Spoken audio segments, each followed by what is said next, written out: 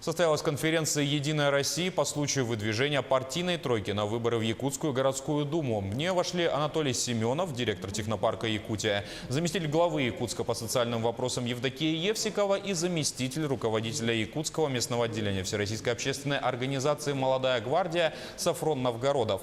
Он отметил, что важность участия в городской политике молодежи, что касается основных положений партийной программы Евдокии Евсиковой, то они обозначены следующими словами, цитата: «Важнейшим направлением политики нашей программы остаются дети. Мы будем продолжать раскрывать таланты детей, делать их умными и счастливыми».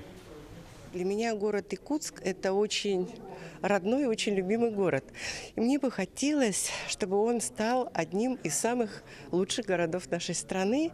И поэтому я думаю, что вот это желание сделать наш город лучше, оно, конечно, сохранится и в будущем.